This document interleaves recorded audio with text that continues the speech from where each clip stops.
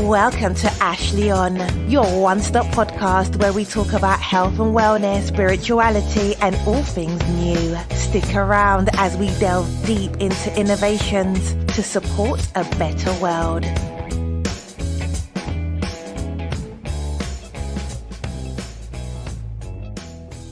Hello and welcome to the show. Today's show's with Shane Schoolman, who's the CEO and founder of Mycolove Farm here in Fort Upton, Colorado.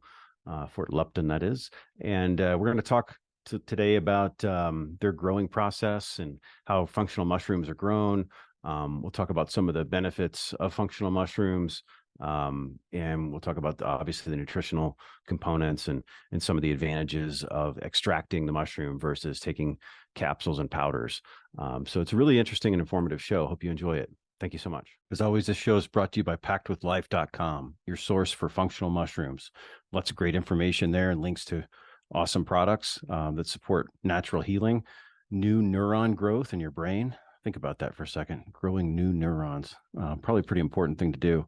Lowers inflammation and provides natural energy without caffeine. Just so many benefits to functional mushrooms like lion's mane, cordyceps, chaga, turkey tail, those sorts of functional mushrooms. So check it out now at packedwithlife.com. And welcome Shane Schoolman from Mycolove Farm. How are you today, Shane?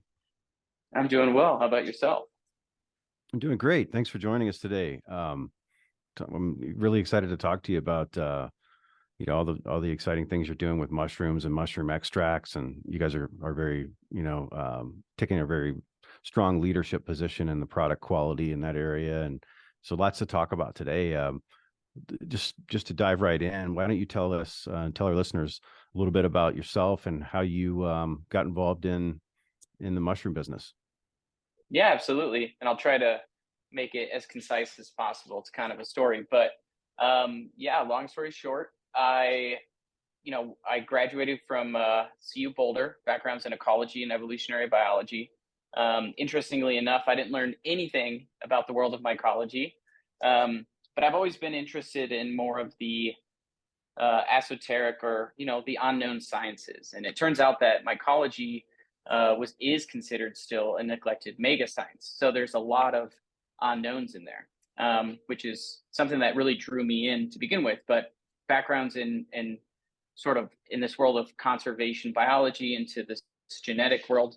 In a roundabout way, I worked in soil science, and I won't go too much into that, but if you take a healthy teaspoon of soil, about a gram of soil, you can have up to about 1 billion unique microbes in it. These archaea, protozoa, bacteria, and then you have this whole queendom. I like to refer to it as fungi. A lot of these soil dwellers are, very interesting when we're talking about, this circular economy in nature, if you will, this idea of ecosystem engineering. I mean, you learn that fungi are really a key component to the health of our soil food web, and then outside of that even. But I guess that was sort of my introduction into the world of mycology. And in a couple different ways, being interested in this world of conservation biology, sustainability, remediation, you learn a lot about fungi, and you learn that they're these really unique organisms that can be considered, the grand chemists of nature. And I like to refer to them as, a janitor with an infinite key ring, and given enough time and resources, they can really unlock any door. In other words, they have this ability to create unique chemistry known as enzymes, or these secondary metabolites, and we can go into those definitions as well, to break down complex molecular structures into simpler parts. And that's usually like, CO2 and water. And then they take complex parts and break them back into the ecosystem, creating this, they're the recyclers of our planet, really. That coupled with, this idea of biohacking, I'm really interested in nootropics. I really dug into how I like to learn, which kind of translates to how other people learn. And the way to sum that up is you can either have information presented to you a certain way so that you can receive it, but then that's outside of yourself. Internally, you can chemically induce learning behaviors. through this term called nootropics, and it's just fancy language for brain food, if you will. And if you dig into nootropics at all, you find, if you're interested in nutraceuticals, which is more natural medicines, like how do you naturally induce cognitive performance or neuronal development, all of these things, you learn about a mushroom called lion's mane. And through really good clinical human trials, benchtop, in vivo, in vitro studies, what you see time and time again is lion's mane has this ability to upregulate the gene expression pathway for neuroplasticity or neural development, which is really cool. But that kind of brought me into the mushroom supplement world. And for a while there, I was taking these lion's mane capsules, and I'm a conscious consumer, so I like to read the labels. So I always recommend read the label, and you'll find really quickly on a lot of these labels there's not a whole lot of information. So one, you don't know where the mushroom even came from. That's a big part of it. How much of the mushroom's even in the product. Turns out they need to be extracted, so that's usually not extracted or not even on the label, which kind of results in this potency idea. And then are you actually getting what you think you're getting? So most people see this word mushroom and they assume that's the part they want to get. But mushroom, it turns out, is a very vague term, which can mean any part of the organism, not the fruiting body, if you will. We can go into details of that. But quickly I realized that there's a lot of products that people are consuming that aren't really what I would consider adequate for therapeutic quality. And I love complex puzzles, so I convinced myself I think I could grow mushrooms, and then I dug into extractions and started creating a product for myself, which kind of grew out into friends, their friends, family, and it just grew into a business, really. Interesting. Did you start with lion's mane then as the first mushroom that you started growing? Yes, I'll be honest. I recently decided to be a little more open about my experience and come out of the hidden shadows of the psychedelic world. So obviously, in the world of nootropics, you will also learn that people are consuming psilocybin-containing mushrooms, generally in a microdose form, accompanied with mushrooms like lion's mane, for really big therapeutic gains in this nutraceutical world, whether that's for nootropics, depression, anxiety, whatever that is. I started focusing on psilocybin production at the same time I was learning about lion's mane production. So my first mushrooms I had ever attempted to grow were actually psilocybin mushrooms. Okay. Yeah, that's I was going to get into that too, to see where your evolution has been in that regard. I've read a lot lately about the Stamets stack. Have you heard about that? Like, I think it's a stack of lion's mane and psilocybin and niacin. Yeah. I as you'll kind of hear me through this, I consider myself a nerd, for sure. So I do nerdy things like read patent literature. And you can find Paul Stamets' patent literature, and it's really interesting and intriguing the way he writes it. But it's not just, he patents that stack, if you will, that people refer to of, but it's not just for lion's mane. He also puts in there, all of these functional mushrooms like Cordyceps, turkey tail, reishi. They're listed in that patent as well. And the way he writes it is he feels that, I guess I won't get too much into the nitty-gritty of the science, but we'll start with lion's mane by stacking psilocybin, lion's mane, and niacin. What you're doing is not only getting that, talked about attempting to get that talked about therapeutic gain through nootropic or whatever learning or all these other things you're talking about. But the niacin, what it's doing is pushing those molecular compounds, these secondary metabolites that we're interested in lion's mane and psilocybin, through the nerve tip endings. So that isn't really something I know too much about niacin, but I think that's kind of the gist of why he recommends putting niacin in there. He also talks about adding niacin as more of a abuse deterrent, which is interesting. So if you've taken niacin at a larger than recommended dosage, it's quite uncomfortable.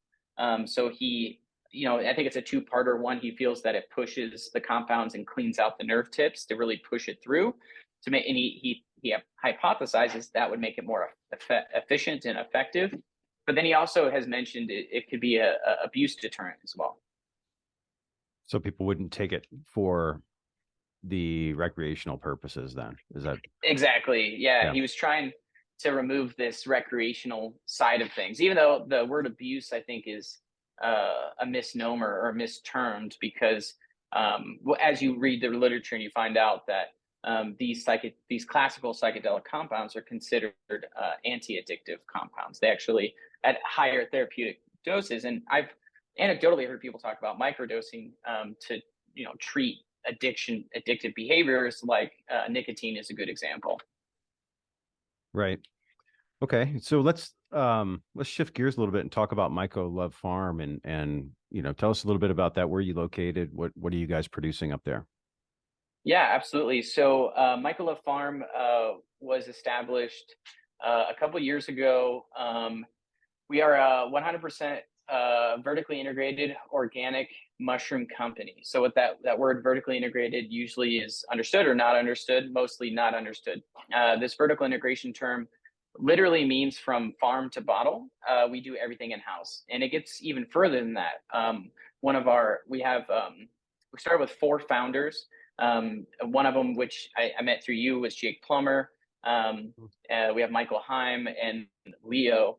We all came together to form this company to pretty much take our previous experience in the mushroom industry and compile it all together to create this integrated company where we'll literally go out and clone mushrooms from North America. We'll take those mushrooms back to our mushroom farm, which is in Fort Lupton, Colorado. We'll grow those mushrooms out. Those mushrooms will be sent over to our lab in Longmont, Colorado, where they're extracted and processed to be consumed for the consumer market.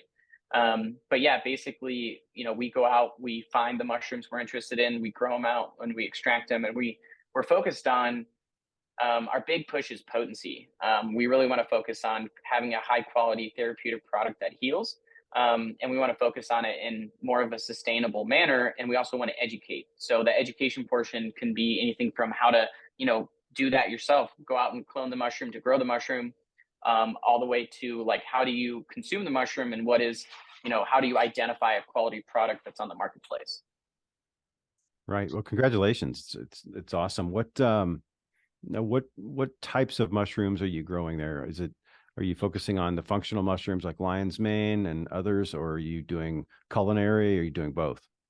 We're doing both, but our main focus is on this term functional mushrooms. And I think this is important to cover as well, because you could consider mushrooms like lion's mane, reishi, turkey tail, and cordyceps medicinal, because they have this measurable therapeutic medicinal value. But what we have realized, when people hear this word medicinal, they immediately jump to psilocybin mushrooms.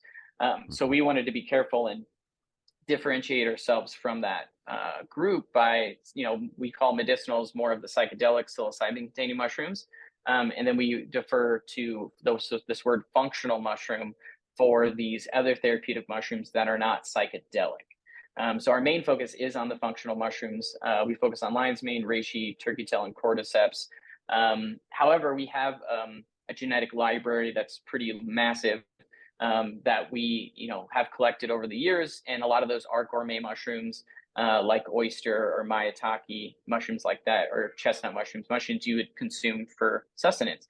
But what's really difficult is they all kind of bleed into each other, right? So many people have consumed lion's mane, cooked it up, made some lion's mane steaks or tacos or whatever for sustenance.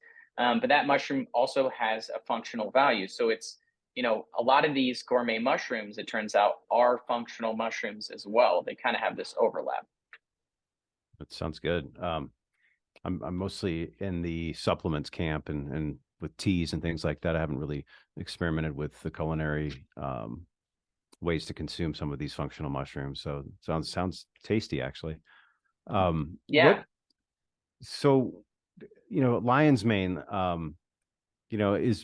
I've looked into that quite a bit, and lion's mane seems to have the most studies associated with it of all of these mushrooms. And a lot of them have to do with brain and new neurons growing and things like that, which is very exciting.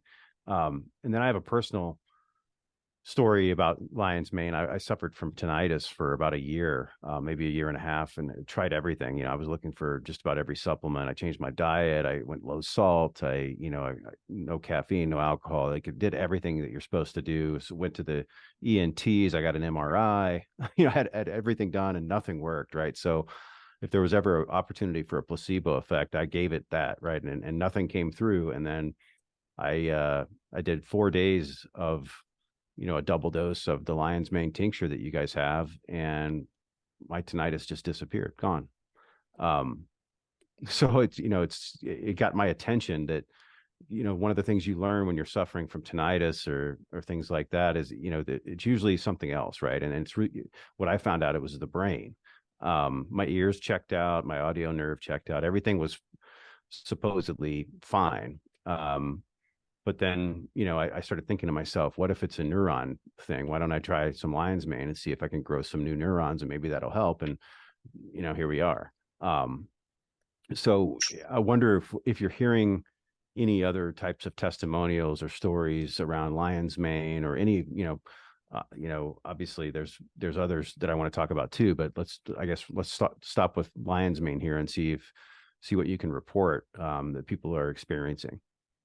Yeah, absolutely. And I guess I'll start it with an interesting fact that I learned during this experience, digging into functional mushrooms and the research that's out there.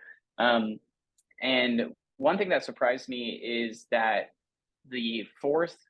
over the past 2 decades, if you summed up all of the deaths, the fourth leading cause of death in the United States is due to, I think it's tied with stroke, but it's the leading cause would be basically taking prescription medications as prescribed by your physician. So following the directions given to you by a medical professional, resulting in death, is the fourth leading cause over the past 2 decades in the United States, which is insane. And that kind of pairs well with a lot of emails and conversations we have with people all over the country. We get many emails on a regular basis, and they're all they cover all sorts of things and all sorts of questions. But if you had to create a general theme between all of these emails, from people that are 18 years old to 118 years old, I mean, they're people all over the age range. They basically say the same thing. Hey, Western medicine has failed me. I am desperate. What can mushrooms do for me? And one thing that's really challenging is a couple different things. One is there's not a whole lot of freedom of communication on social media platforms, on our website, which makes sense to some degree, because you have regulators like the FDA. And mushroom supplements in general are not regulated by the FDA, but they can still come down on you if you are a supplement company. So we can't talk openly about a lot of things, unfortunately. Like even on here, I have to really censor myself to make sure I'm not making any sort of claims of what Mycolove products are. So I apologize if I can give too much detail, but what we do find very interesting is there isn't a whole lot of databases that track this sort of information. And you mentioned studies. Yeah, there are a lot more studies coming out more recently because of the interest in functional mushrooms. So we are still learning a lot. And I like to say this a lot as well. This phrase I'm really partial to, this idea that we know what we know what we don't know, but we don't know what we don't know. And if you think about that for a minute, there's an infinite amount of unknown unknowns. So what we do know is probably a small subset of reality. And what's really interesting about mushrooms is they are hard to put into a box. So we generally try to box them in, but in reality, they do all of these other contributing things that have these cascading effects on people's bodies. And lion's mane specifically is a really good example. So most people, when they hear about lion's mane or learn about lion's mane, they learn about cognitive support, right? So your entire body is made up of neurons. These neurons, not just in the brain, but it turns out your heart, your lungs, your stomach, your entire body is made up of neurons. these things need to communicate through electrical signaling. And there's a lot of complexities that go in on that, but sometimes these connections are dampened or damaged, or in the brain, sometimes they never communicate at all. And that's normal, because when you learn something new, that's this term neuroplasticity, a new neuronal formation is gained. So neurons form and reform and fall apart and do all these things throughout your lifetime. And that's what lion's mane is really being looked at in the research. And one interesting thing that kind of goes along with this cascading effect, so this indirect effect of more neuronal formation in the brain. One really cool aspect is dreaming. So a lot of people ask, like, how do I know if I'm taking a lion's mane product and it's effective? So it turns out, this isn't written about. What we find very interesting, though, is that when people take a quality lion's mane extracted product, they tend to have more recall from their dream states. And that can generally be attributed to deeper sleep, REM sleep, and that does also translate to learning behavior or learning gains throughout the day. And that's one way I think is really interesting to measure if you think these effects are working on you. That's one way. But these indirect effects that they researched that they didn't even think about measuring were more neuronal formation in the brain can be. And if you have better sleep, I mean, it can translate to lessened anxiety, which is really interesting, as well as there's one more that's super interesting. Oh, so more neuronal formation in the brain seems to have this indirect effect on depression, which is really interesting, which is written about in clinical research. And then one thing that's really difficult too is if we go into all of the clinical research and the publications on these mushrooms, it can result in analysis paralysis with the consumer base. So we tend to box each mushroom in on purpose to make it a little more digestible to the consumer. And what's difficult is lion's mane, reishi, turkey tail, cordyceps, they all produce different compounds, but they also have some similar compounds. And one of the notable compounds that's been researched over a long period of time is this compound called beta-D-glucans. These are just these complex scaffolds that are called polysaccharides. And what beta-glucans are looked at in the research are this term called immunomodulatory or immunomodulating. It's built into the name. What these compounds have been shown to do is to modulate the immune system based on really what it needs. So if you have an underactive immune system, it can bring it up. If you have an overactive immune system, it can kind of balance it back down. So the point is that not only does lion's mane have this neuronal side of things that we're looking at, but also this immune support that we're also looking at. Yeah, and Paul Stamets, one of the things he talks about in Fantastic Fungi was his mom, right? I mean, I know you can't get into claims, right? But something that's mentioned flat out in that movie is how his mom had breast cancer, and he got her on, heavy doses of a quality turkey tail supplement, and boom, no cancer anymore. Which is pretty amazing, right? I mean, I don't know. Do you know is turkey tail actually being studied at all right now for that? Yeah. Well, what's interesting is that, a lot of people think this idea that fungi or the use of mushrooms for functional uses or these medicinal uses is new. In reality, there is a deep evolutionary history with the fungal realm. We actually shared a common ancestor with fungi. Originally, the date was about 650 million years ago, but now we're talking about maybe 1 billion years ago. We shared a common ancestor with fungi. But the argument is that we're closer related to fungi than we even are to plants. So if you consider that, we're both considered this nucleus-bound, organisms called eukaryotic organisms.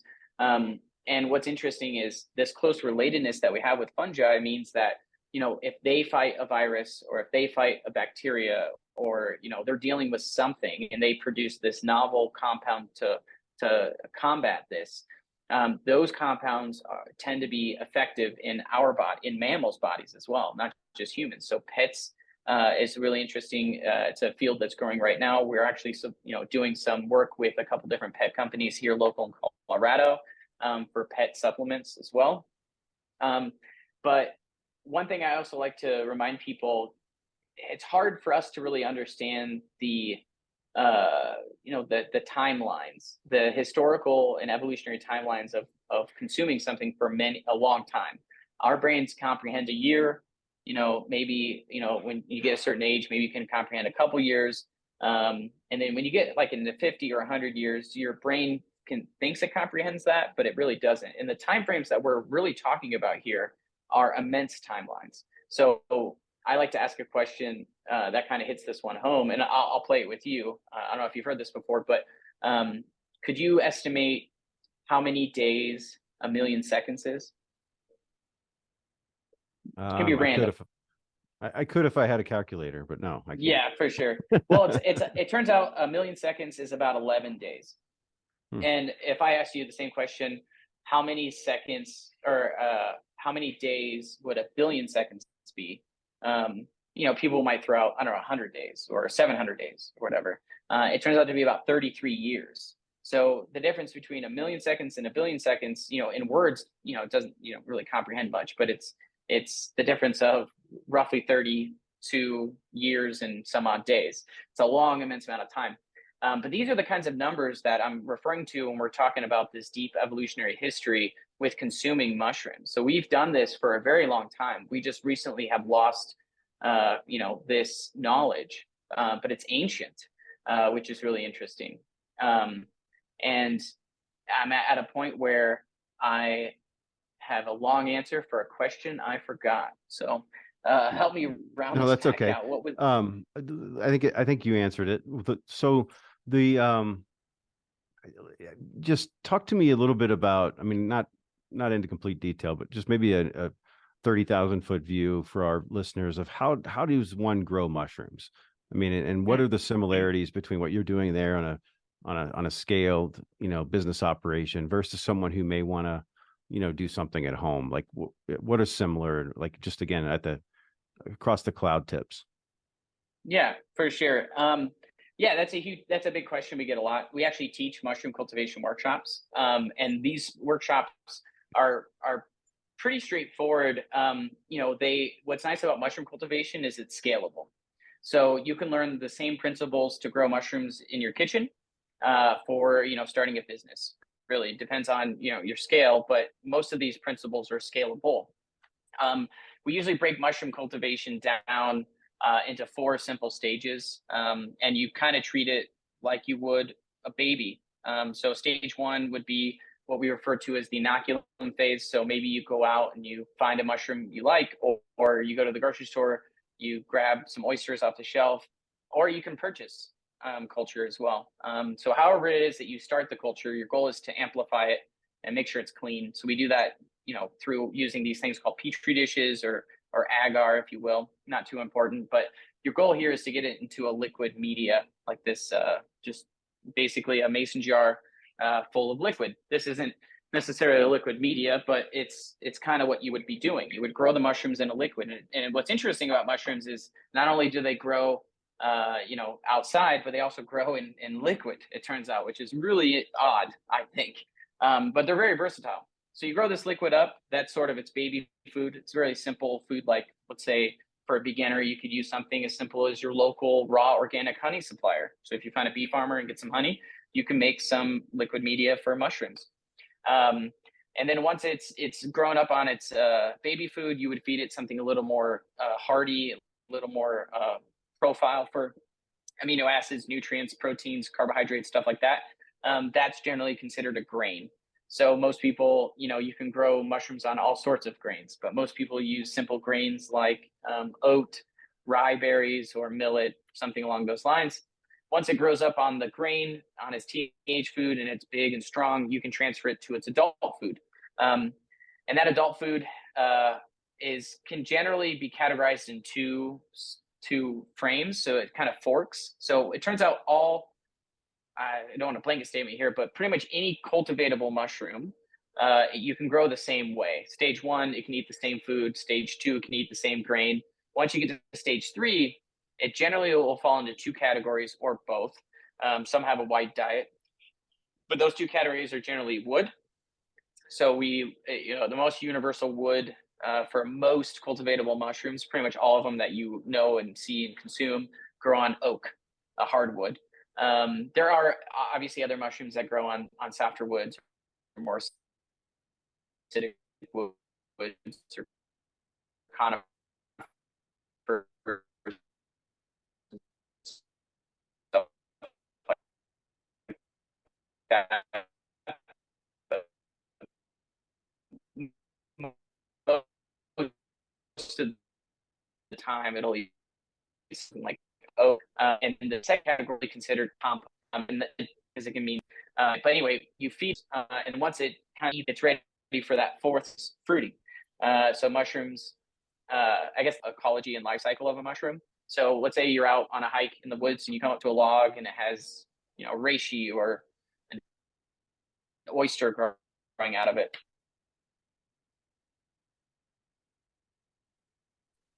One possibility is, the genetically compatible mate. Just like people, it takes two people to make a person. It takes two genetically compatible mushroom or spores to make a mushroom, and it will grow through the log. And you mimic that through stage 2 and 3. Once it reaches a crevice in the log, it's generally exposed to sunlight, airflow, humidity. All these different things trigger the mushroom to produce its fruiting body, which is, the best analogy that I like to use is an apple tree, right? You have the wood itself that makes up the body of the tree. That's sort of the body of the fungus. It's called mycelium. And then you have the fruit of the apple tree, the apple. That's your mushroom. So the mushroom is genetically different. It's got different compounds in it, just like an apple is quite different than the bark of the apple tree. They're obviously different. Same thing with mushrooms. But that's generally the analogy to describe the differences of the organism. But the cultivation, again, is pretty straightforward. You grow up from a baby to an adult through its life cycle like you would pretty much anything. Awesome. Well, thank you for explaining that. And I guess that leads into one of the other questions I had, which is the benefits of the fruiting body versus the mycelium. What is, your perspective on that? Yeah. And it's sort of a complicated landscape at the end of the day. I believe there is potential benefit to both sides of that equation. And I guess the big argument would be a lot of people think fruiting body versus mycelium. And again, I'll start this with, I think there's a future where there's a product that encompasses a high quality product, use an extract of both together to be a well-balanced product. However, I think it's very important to note here that genetically, they are way different organisms. So every cell in the human body, except for your germ nucleus, inside of that has, your genetic material. Let's say it's a book. The eye has the same code, the same book, if you will. But what's read, what page or chapter of that book that's read is specific to the part of the body it's located. So you have hand cells read the hand section or the hand chapter, right? You have your eye cells that read the eye chapter.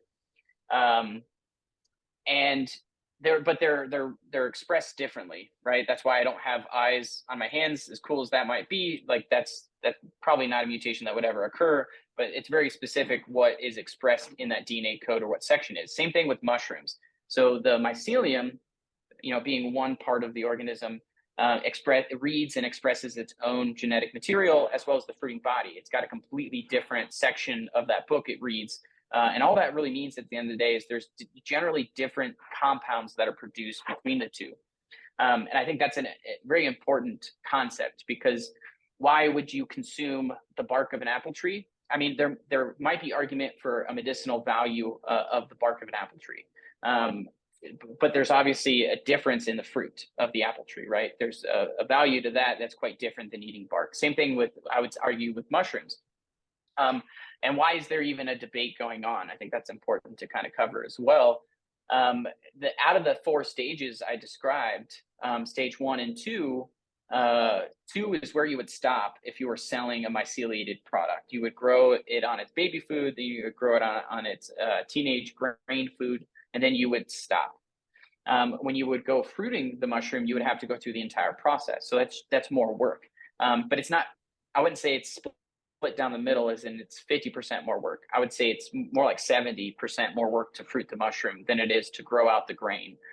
So we, at the end of the day, live in a capitalistic environment. And what that really means is that there are individuals that will capitalize on the ignorance of the consumer base. Unfortunately, that's just flat out reality. So if you're saying, I could start a company, I can do a fraction of the work for a fraction of the cost, with a fraction of the space, and sell it as the fruiting body, because the consumer base doesn't know, what is preventing me from doing that? Well, Mycolove started because of that issue. We wanted to provide a high quality product where we're not misleading the consumer. And at the end of the day, again, there could be research that benefits the mycelium, and there's different research where there's more research, in my opinion, on the fruiting body. And then the compound potency, that's important to cover too, could be quite different between the mushrooms. Reishi mushroom is an awesome example.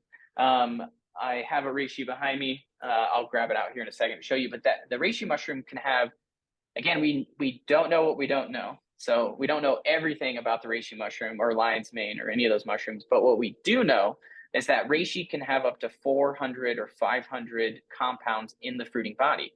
And a big chunk of these compounds are these compounds called terpenes. They're specifically triterpenes or sesquiterpenes. Doesn't really matter too much, but they are genetically only expressed in the fruiting body. So if you Googled, reishi triterpenes or whatever and looked into research, you'll see there's a lot of amazing research that covers these triterpenes. However, these are not produced whatsoever in the mycelium section of the organism because it just genetically is not the same. And you mentioned, turkey tail as a really good example. The research that Paul Stamets talks about is on the myceliated side of turkey tail.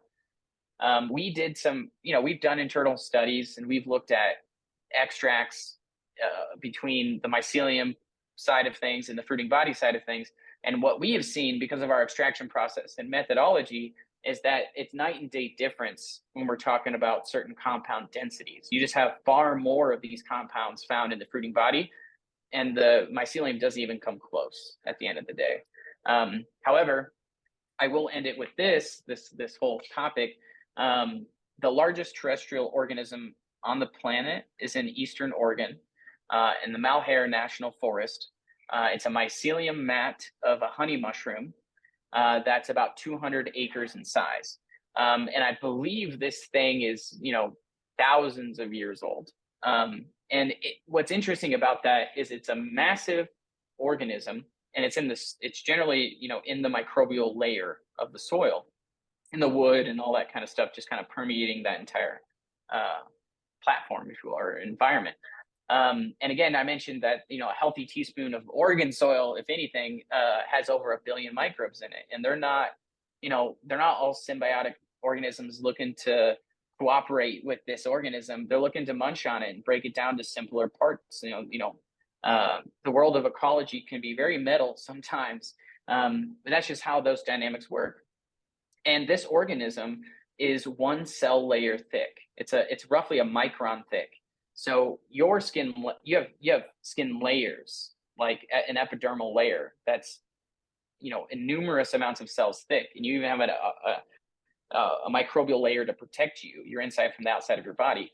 Again, this organism is roughly one cell layer thick, cell wall layer thick, 1 micron layer thick, and it's able to protect itself from that harsh outside environment.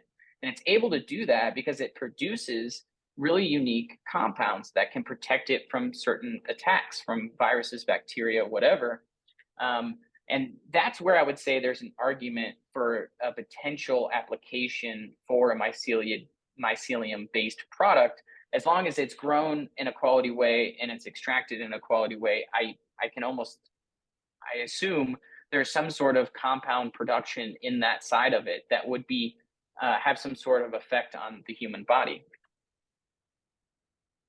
Yeah, well, thank you for sharing that. I think it's logical what you're saying. It just basically sounds like the number one, there's different compounds in fruiting bodies versus mycelium, and then number two, the fruiting body has more density of those compounds. So could be getting, just from a potency standpoint, if you're assuming they're the same, right? The fruiting body is probably the way to go. The question's just, what's the trade-off in cost to get a fruiting body product versus a mycelium product, and everybody has to make that choice, right? Absolutely. And cost is a big factor too. I mean, at the end of the day, if you took one of our workshops, we can teach you how to grow a pound of this mycelium product for less than $1. And in reality, when you're buying this in a supplement form, we can get into extractions. Like there's more in-depth, issues with mycelium-based products at the end of the day. Grown on grain is a big example. I think, there are ways to grow mycelium in bioreaction settings. So you have these big like fermentation vats, if you will. The US doesn't have any sort of technology like that, but they exist. And we just don't have access to that sort of technology yet. But I do think that there might be a future where these bioreactors are used to grow thick, purified mycelium that would have a potency to it. We're just not there. Like on grain, I'll argue to the end that there's not a whole lot of potency there when we're talking about compound density, but cost is insane. We can teach you to grow a pound of this for less than $1, like I said, whereas when you're buying it for roughly 50 cents a capsule, $1 a capsule, or $1 a gram, whereas you can grow 454 grams of this for the same price of 1 gram of it that you're paying for in a retail shop. The second aspect is, I can't be absolutist about this, but I guarantee that any product that you walk into any major grocery store or health food store and you read that label, it's not going to be extracted. That's a huge issue. So if you get into the biology or the morphology of fungi, they're made up of a material called chitin, and chitin. A lot of people see this word as, they call it chitin, but it's with a K, it's chitin. You might have heard of this. It's what crustaceans are made of. Crabs are made of this material. Insect exoskeletons are made of this material, but it's called a biopolymer. I like to call it like nature's plastic, if you will. It's a very dense, structurally sound material. And at the end of the day, you hear a lot of people reporting, they'll say, hey, I don't like to take mushrooms because I'm allergic to them. And in reality, I try to remind them, I think you're allergic to bad cooks. Because most of the time when people have stomach discomfort, it's because their body is working overtime to break this chitinous material down. And your body isn't really set up to really thoroughly break this stuff down. So it works really hard, and that results in discomfort a lot of times, indigestion. It turns out chitin, like a reishi mushroom itself and chitin in general, is mostly insoluble fibers. So when you're taking these myceliated grain capsules that are non-extracted for a very expensive cost, you are paying for mostly insoluble fiber. So you are literally flushing money down the toilet without really getting any benefit at the end of the day. Yeah. So that, I guess that's the benefit of the extraction then, right? You guys are taking out everything, all the good stuff, getting rid of the chitin and allowing that then to be absorbed fully into your body. Yeah, the term we like to use is bioavailability. So what's nice about extracts is they're more cost effective at the end of the day, because if you read some older classic studies on the literature of functional mushrooms, they weren't really privy to the extraction side of things. So a lot of them just gave them dehydrated fruiting body powder. And they would take, 1 to 7 grams daily. That's a lot of material at the end of the day. And that might not seem like a lot, but I mean, that sort of is. And I think, they're getting really good therapeutic gains out of it. I think because they were taking such a high dose, their body was breaking down enough to get that sort of effect that they're trying to measure. And I would argue that with an extract, you could take far less of the same material, because it's far more bioavailable for the body to just readily uptake, and you don't have to worry about breaking anything down. So I would love to see more research come out where they're using high quality extracts and seeing, where, like, are the gains larger if you're taking the same dosage equivalencies, or can you get the same therapeutic response with a far less consumption of that mushroom? You save a lot more material at the end of the day. Yeah. Well, Shane Schoolman from Mycolove Farm, thank you so much for being with us today. It's been great talking to you, and thanks for sharing your knowledge. I'd love to speak a little bit more with you if you want to hold on the line here, but any last words before we sign off? No, I mean, again, I would just, there's just a lot of education that needs to happen, and that's fine. I mean, it's always, interesting to learn about mushrooms. Just, I recommend and urge people to read labels, make sure, I would say a bulk majority of the mushrooms that are being sold and consumed in the US are not even produced in the US. I think there are a lot of amazing farms here in the US, a lot of amazing companies. Support your local mushroom farmer. I guarantee it's going to be a higher quality product at the end of the day. It might cost a little more, but I think you're paying for better quality. So I just urge people to check that out. And you can find us we're on social media, Mycolove Farm, our website, same thing. Awesome. Thanks a lot, Shane. Yeah, thank you. As always, this show is brought to you by packedwithlife.com, your source for functional mushrooms. Lots of great information there and links to awesome products that support natural healing, new neuron growth in your brain. Think about that for a second. Growing new neurons, probably a pretty important thing to do.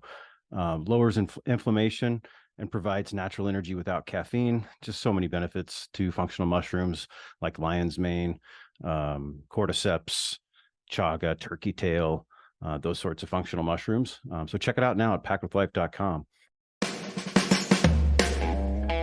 Thanks for listening to Ashley on Nothing But the Truth for a Better You and Me.